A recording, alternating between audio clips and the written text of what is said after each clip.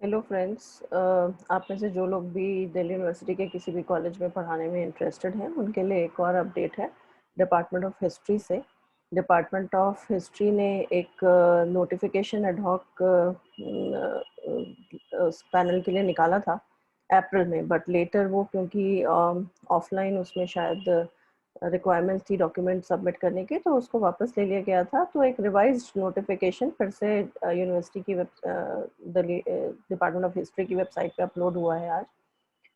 This is here revised ad hoc notification June 2021। So let us see what does this notification से। सो ये ad hoc panel की list मैं पहले भी बता चुकी हूँ कि बेसिकली आपको अगर किसी भी दिल्ली यूनिवर्सिटी के कॉलेज में पढ़ाना है, let's say for example history department में आपको किसी भी कॉलेज के पढ़ाना है, रामजस के, हंसराज के, या जिस भी कॉलेज में हिस्ट्री डिपार्टमेंट है, अगर आप वहाँ पढ़ाना चाहते हैं तो आपको पहले एडहॉक पैनल में अपना नाम डलवाना पड़ेगा। जो आपका जो यूनिवर्सिटी का मेन डिपार्टमेंट है वहाँ पर आपके आपके नाम का एडिशन एडहॉक पैनल में होगा। तो जो इम्पैनलमेंट होता है एडहॉक्स का नेम्स का, वो आपका मेन डिपार्टमेंट में, यूनिवर्सिटी डिपार्टमेंट में होता है, और फिर यूनिवर्सिटी डिपार्टमेंट से ही वो लिस्ट कॉलेजेस में जाती है, और फिर कॉलेजेस उस लिस्ट को उस लिस्ट के अकॉर्डिंगली कैंडिडेट्स को इंटरव्यू के लिए बुलाते हैं जब भी उन्हें कोई असिस्टेंट प्रोफेसर की रिक्वायरमेंट होती है।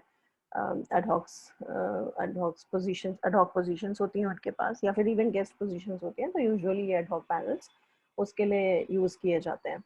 तो इसीलिए आप में से अगर किसी को भी कॉलेज में पढ़ाने में इंटरेस्ट है और आपकी रिक्वायरमेंट है, आपकी बेसिक एलिजिबिलिटी क्वालिफिकेशंस हैं, आपके पास नेट जेआरएफ कोई भी आपके पास इस ऑलरेडी आपका अगर क्लियर है, आपका पीएचडी है, so there are different categories for the empanelment.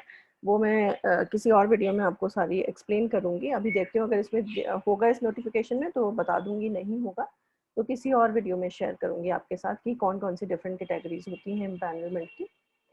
तो आप उसके अकॉर्डिंगली अपना फॉर्म भर सकते हैं। सो ये हिस्ट्री डिपार्टमेंट का नोटिस है, इंस्ट्रक्शंस दी हुई हैं एम्पैनलमेंट के लिए for the ad hoc panel. This is with reference to the earlier notice dated issued on 15th April 2021 for empanelment in the ad hoc panel for the post of ad hoc assistant professor in history in the constituent colleges of the University of Delhi for the academic session 2021-22. That notice was subsequently withdrawn due to severe COVID-19 pandemic conditions prevailing in the country at that time. So this I have mentioned to you already. ये एक notice निकाला था department ने 15 April को, but later it was withdrawn.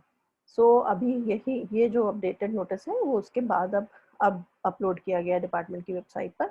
Now the online applications are invited for the above mentioned purpose from all interested candidates. The department is aiming to coalesce and renew all the existing and multiple data bases available with it. Thus, all the interested candidates are required to apply afresh within the period from June 11th till June 30th 2021 via the proforma provided below. So ये एक important चीज आपको ध्यान में रखनी है कि even if आपका नाम अगर पहले पैनल में है, तो जो यहाँ पे लिखा है उसके अकॉर्डिंगली ये समझ में आ रहा है कि डिपार्टमेंट की जो रिक्वायरमेंट है वो ये है कि इवन जो एग्जिस्टिंग डेटा है उनके पास, शायद उसकी मल्टीपल डेटाबेसेस में वो किसी तरह से अवेलेबल है, तो उस सबको कोलेट करने के लिए वो एक नया डेटाबेस बनाना चाह रहे हैं। इसीलिए जितने भी कैंडिडेट्स हैं, सारे नए कैंडिडेट्स जो अप्लाई करना चाहते हैं, प्लस वो भी सब जिनका ऑलरेडी नाम पहले से पैनल में है, पुराने फॉर्म्स में है, वो भी फिर से अप्लाई करेंगे। तो आप सभी को, नए हो कैंडिडेट्स या फिर पुराने जो कैंडिडेट्स हैं, उन सभी को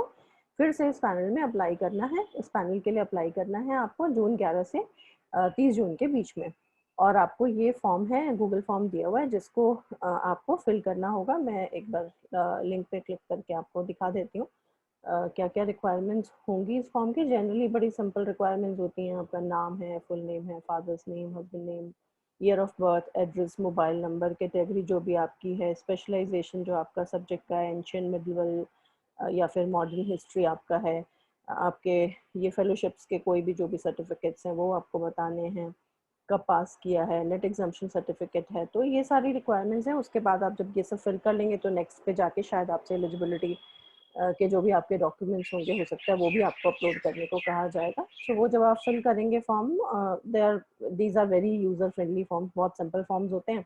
तो आपको भरने में कोई ऐसी बड़ी दिक्कत नहीं है, आप इजीली भर सकते हैं। बस आपको अपने सारे डॉक्यूमेंट्स, रिक्वायर्ड डॉक्यूमेंट्स अपने साथ रखने हैं, क्योंकि यूजुअली जो अपलोड्स होते हैं वो पीडीएफ डॉक्यूमेंट्स होते हैं, अपलोड इजीली हो जाते हैं, क्योंकि बहुत हैवी डॉक्यूमेंट्स नहीं होते हैं, हैवी फाइल्स नहीं होते हैं। तो आप अपने वो सारे डॉक्यूमेंट्स रेडी रखें और जैसे जैसे कहा जाए वैसे वैसे आप उनको अपलोड करते जाएं। So let's read what it says next. Please read the following instructions and eligibility conditions carefully before applying. Applications are invited from all the candidates who fulfill the minimum eligibility requirements as laid down by the UGC regulations 2018 University of Delhi rules. They must submit their application along with all the necessary self-attested documents mentioned in the Google form. तो आपको जो भी form में मांगी जाएंगी copies, वो सारी self attest करनी है, आपको सब में अपना साइन करना है, डेट डालना है। ये मुझसे पहले भी किसी ने, मैंने कुछ और किसी चीज़ के लिए वीडियो बनाई थी, तो उसमें भी कुछ कैंडिडेट ने मुझसे पूछा था। तो इसके लिए बेसिकली आपको क्या करना है, आपके पास जो भी हार्ड कॉपी है उसमें आपको साइन करना है, अपना डेट डालनी है, और फिर उसके बाद आप पीडीएफ बनाइए। क्योंकि अगर आपको ये नहीं आता कि पीडीएफ में कैसे साइन करना है, वैसे तो डायरेक्टली पीडीएफ में भी साइन हो सकते हैं, बट अगर आपको नहीं आता है बनाना, तो आपकी सिंपलेस्ट जो तरीका है उसको करने का वो ये है कि आप हार्ड कॉपी पे साइन कर लीजिए और फिर उसके बाद उसका पीडीएफ डॉक्यूमेंट बना लीजिए। तो आपको इजी होगा अगर आपको इन केस पीडीएफ में साइन करना नहीं आता है तो वो आपको रेडी रखना है। All applicants including those who are having their names in the existing panels already और who had earlier applied, so ये सब सेम चीज़ें बोल रहा है कि आपको 11 से 30 जून के बीच में अप्लाई करना है। जिनका नाम पहले से है उनको भी फिर से अप्लाई करना है, नए कैंडिडेट्स को भी सबको फिर से अप्लाई करना है, क्योंकि ये कह रहे हैं कि जितने भी एडहॉक पैनल्स की लिस्ट है वो सारी ऑटोमेटिकली लैप्स हो जाएगी और फिर से मैंडेटरी है सभी कैंडिडेट्स को फिर से अप्लाई करना, शायद वो डेटाबेस को अपडेट किया जा रहा है। और दूसरी बात जो इम्पोर्टेंट उन्होंने कही है कि सबको ये ऑनलाइन जो फॉर्म है गूगल फॉर्म वही भरना है। आप अगर कोई और तरीका ऑफलाइन सोचते हैं, कॉलेज जाकर सब डिपार्टमेंट जाके सबमिट कर दें या कुछ और, तो वो पॉसिबल नहीं है, क्योंकि इसमें क्लियरली कहा गया है कि 30 जून से पहले 5 बजे से पहले आपको ये ऑनलाइन फॉर्म जो गूगल है उसी में सब भरना है, सारे डॉक्यूमेंट्स वहीं अपलोड करने, और कोई भी लेट एंट्री उसके बाद आपको उस पैनल में आपका नाम ऐड कर, अगर आपको करवाना है तो उसके लिए लेट एंट्रीज नहीं एक्सेप्ट की जाएंगी। क्राइटेरिया जो है ये दिया हुआ है इसी में, जो मैं अभी आपको कह रही थी कि मैं किसी और वीडियो में बताऊंगी, पर ये ऑलरेडी दिया हुआ है कि एडहॉक पैनल की डिफरेंट कैटेगरीज होती हैं। जैसे फर्स्ट कैटेगरी में क्या है कि फर्स्ट डिवीजन होनी चाहिए आपकी graduation onwards, graduation post graduation आपने जो भी कोर्सेज किए हैं उनमें सबकी अगर आपकी फर्स्ट डिवीजन है और प्लस आपका पीएचडी है तो आप फर्स्ट कैटेगरी में आते हैं। अगर आपकी फर्स्ट डिवीजन ग्रेजुएशन लेवल पे या पीजी लेवल पे है, इन दोनों में से किसी एक में है, प्लस आप पीएचडी हैं, तो आप कैटेगरी का आपका जो सर्टिफिकेट है, तो जो सेकंड कैटेगरी है आप उसमें आएंगे। ग्रेजुएशन में अगर आपकी फर्स्ट डिवीजन है, पीजी में भी फर्स्ट डिवीजन है और आप नेट क्वालिफाइड हैं तो आप थर्ड कैटेगरी में आते हैं। इसका मतलब इसमें आपकी, अगर आप पीएचडी नहीं है तो आप थर्ड कैटेगरी में हैं। फिर आपकी फर्स्ट डिवीजन या तो ग्रेजुएशन में या पोस्ट ग्रेजुएशन में है, और अगर आप नेट क्वालिफाइड हैं, इन दोनों में से किसी एक में है और प्लस नेट क्वालिफाइड है तो फोर्थ कैटेगरी में है। अगर आप ग्रेजुएशन और पोस्ट ग्रेजुएशन में सेकंड डिवीजन है, आपके मिनिमम 55% मार्क्स हैं जनरल में और 50% मार्क्स हैं एससी एसटी कैटेगरी में, और प्लस आप पीएचडी हैं तो आप फिफ्थ कैटेगरी में हैं। अगर आप ग्रेजुएशन और पोस्ट ग्रेजुएशन दोनों आपकी सेकंड डिवीजन है, मिनिमम आपके 55% मार्क्स हैं जनरल कैटेगरी में और 50% मार्क्स हैं आपके एससी एसटी में, प्लस आप नेट क्वालिफाइड हैं तो आप सिक्स कैटेगरी में हैं। So these are the 6 categories which are mentioned here. So आप इजीली आपको अपने डॉक्यूमेंट्स के हिसाब से, अपने हिसाब से आपको पता चल जाएगा कि आप कौन सी कैटेगरी में आते हैं। All applicants must submit either a net certificate or a net exemption certificate from their respective departments. तो आप अगर नेट क्वालिफाइड हैं कोई प्रॉब्लम ही नहीं, आप वो सर्टिफिकेट सबमिट करना है। अगर आप नेट एग्जम्प्टेड हैं तो वो सर्टिफिकेट आपको अपने डिपार्टमेंट से बनवा के वो भी सबमिट करना है। Candidates who have been awarded a PhD degree in history in accordance with the University Grant Commission minimum standards and procedure for award of PhD degree regulation 2009 shall be exempted from the requirement of NET subject to their production of an appropriate certificate in this respect. The form required of research scholars is appended as Annexure 2. If your university provides a different, less comprehensive statement, please submit that form together with all the supporting documents required by the University of Delhi. This includes a copy of your degrees, copies of your 2 published research papers, and proof of 2 presentations in conferences or seminars. तो इसमें basically एक requirement, एक additional बात जो है वो ये है कि जो रिसर्च स्कॉलर्स हैं, मतलब जो लोग अभी ऑलरेडी पीएचडी कर रहे हैं, जिनकी पीएचडी कंप्लीट नहीं हुई है, उनके लिए एक एनेक्स 2 दिया गया है जो उन्हें फॉर्म भर के सबमिट करना है, जिसमें उन्हें अपने, जिसके साथ साथ उन्हें अपने बाकी सारे डॉक्यूमेंट्स भी लगाने हैं, जैसे कि उनको अपनी जो भी ये यूनिवर्सिटी, अगर किसी और यूनिवर्सिटी से आते हैं और वो कोई और फॉर्मेट में उनको देना चाहती है कोई फॉर्म ये लिख करके, तो प्रेफरेबली कोशिश करें आप इसी एनेक्स पे लिखवाएं।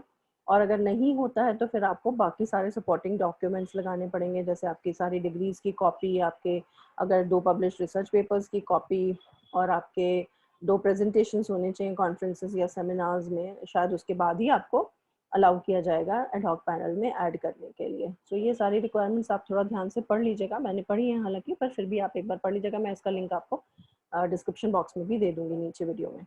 Candidates registered for the PhD prior to 11th July 2009 are governed by the provisions of the then existing ordinances, bylaws, regulations of the institutions awarding the degree. Such PhD degree holders shall be exempted from the requirement of NET, subject to the production of an appropriate certificate indicating the following. तो जिन लोगों ने PhD, जिन्होंने PhD के लिए register किया था 11 जुलाई 2009 से पहले, तो वो सभी नेट एग्जाम्प्टेड कैंडिडेट्स हैं, और उनको लेकिन एक डिपार्टमेंट से सर्टिफिकेट बनवाना पड़ेगा जिसमें ये सारी चीज़ें मेंशन की गई होंगी। आप पढ़ लीजिएगा कि मतलब पीएचडी डिग्री जो कैंडिडेट ने ली है वो रेगुलर मोड में ली है, उसके 2 एग्जामिनर्स थे जिन्होंने एटलीस्ट 2 एग्जामिनर्स थे जिन्होंने पीएचडी एवेलुएट किया है, उसका पीएचडी वाइवा हुआ है, 2 पब्लिकेशंस उसके रेफरी जनरल्स में हैं, 2 प्रेजेंटेशंस उसने दी हैं कॉन्फ्रेंसेस या सेमिनार्स में, और बाकी ये भी जितनी भी डिटेल्स हैं आपको एक बार पढ़िएगा, क्योंकि आपसे रिलेटेड जो भी डिटेल्स हैं वो सारी डिटेल्स आपके फॉर्म में हो, ये सब आपको डिपार्टमेंट से लिखवा करके एक एग्जम्पशन सर्टिफिकेट लेना होगा। आप अपने डिपार्टमेंट को अपने सारे डॉक्यूमेंट्स दे करके और एक एप्लीकेशन दे सकते हैं। जनरली डिपार्टमेंट्स में एक फॉर्मेट होता है, स्टैंडर्ड फॉर्मेट, जिसमें ये एग्जम्पशन सर्टिफिकेट दिया जाता है कैंडिडेट्स को। So you should try to obtain it from your department. अगर आपने नहीं लिया है अभी तक और आपका रजिस्ट्रेशन जो है वो 2009 जुलाई 2009 से पहले का था, तो आप नेट एग्जम्प्टेड होंगे। ठीक है, सो ये सारी रिक्वायरमेंट्स आपको फुलफिल करनी है। कोई भी उसके अलावा, it should be noted that incomplete application, obviously आपकी इनकम्प्लीट होगी एप्लीकेशन तो एक्सेप्ट नहीं होगी, तो ये दीज आर जनरल थिंग्स, इसीलिए मैं इनको नहीं पढ़ रही हूँ। और दूसरी इम्पॉर्टेंट बात ये है कि सभी कैंडिडेट्स को सिर्फ एक ही फॉर्म भरना है ऑनलाइन। ये ना हो कि आप बार बार फॉर्म भरते रहें, एक आपने फॉर्म भर दिया फिर आपको लगे कि आपने कुछ गलत कर दिया फिर आप दोबारा भरें। तो प्लीज़ एक बार में ही आप जो फॉर्म भरें वो ध्यान से भरें, ताकि उसमें कोई गलती की गुंजाइश ना हो। ठीक है, so these are the only things जो इस में मेंशन्ड थी। ओके, ये क्या है? NET exemption and compliance certification for PhD MPhil, तो ये दिया हुआ है आपके लिए, जो अभी मैंने रूल आपको बता भी दिया था कि जो नेट एग्जाम्पशन सर्टिफिकेट का रूल है, the attached NET exemption certificate format 2 forms for PhD candidates and compliance certificate for MPhil and PhD candidates as per UGC regulation 2009-2016 as approved by competent authority may kindly be used instead of any existing formats being given to MPhil और PhD scholars। तो नीचे format यहाँ पे deputy dean research का sign किया हुआ है, ये एक नोटिफिकेशन जिसमें इन्होंने फॉर्मेट शायद नीचे दिया हुआ है कि आपको उसी फॉर्मेट में लिखवाना है अपना नेट एग्जाम्पशन सर्टिफिकेट। ये फॉर्मेट यहाँ दिया है, certificate for compliance of PhD degree with UGC regulation 2019 और 2016। तो आपको ये इसी फॉर्मेट में अपना डॉक्यूमेंट डिपार्टमेंट से साइन करवा करके लेना है, जो इस एप्लीकेशन के साथ आपको सबमिट करना होगा। आपका ये नेट एग्जाम्पशन का जो भी सर्टिफिकेट है, इनके दोनों फॉर्मेट्स यहाँ पे दिए हुए हैं, तो प्लीज़ डू ट्राई कि आप इसी फॉर्मेट की कॉपी कराकर और इसी को फिल करके और फाइनली इसी को साइन कराएं। इसमें आपके रिसर्च पेपर्स का एक फॉर्मेट है कि आपने ये रिसर्च पेपर्स आपके पब्लिश्ड हैं, 2 उनकी डिटेल्स देनी है, कॉन्फ्रेंसेस या प्रेजेंटेशंस जहाँ भी दिए उनकी आपको डिटेल्स देनी है, उनके सर्टिफिकेट्स अटैच करने और पेपर्स यहाँ पे अटैच करने, अपने सुपरवाइजर से साइन कराना, हेड से साइन कराना, पीएचडी सुपरवाइजर से। एक फॉर्मेट ये हो गया। एक अगर आपकी एमफिल डिग्री है तो आपको उसका एक फॉर्मेट दिया हुआ है, वो आपको साइन कराना है। तो there are couple of things which you should know कि ये नोटिफिकेशन में के साथ साथ आपको जब गूगल फॉर्म भरेंगे तो उससे पहले आपके ये सारे डॉक्यूमेंट्स रेडी होने चाहिए। हालांकि अभी तो काफ़ी टाइम है इसमें भी, आज 11 तारीख है और 30 तक आपको सबमिट करना है। और ज़्यादातर नहीं, इनफैक्ट DU के ऑफिसेज ऑलरेडी खुल गए हैं, office staff is already there, so that obtaining any document should not be very troublesome. So I hope आप लोग अपना नाम एडहॉक पैनल में इजीली ऐड करा पाएंगे, अपना अपडेट करा पाएंगे अपने नाम को हिस्ट्री डिपार्टमेंट में, और जल्दी से जल्दी दिल्ली यूनिवर्सिटी को ज्वाइन करेंगे अगर नहीं कर रखा है तो। और जिन लोगों ने किया हुआ है ऑलरेडी ज्वाइन, जो ऑलरेडी एडहॉक पढ़ा रहे हैं, they will soon be permanent, I am sure. Wish you all the very best.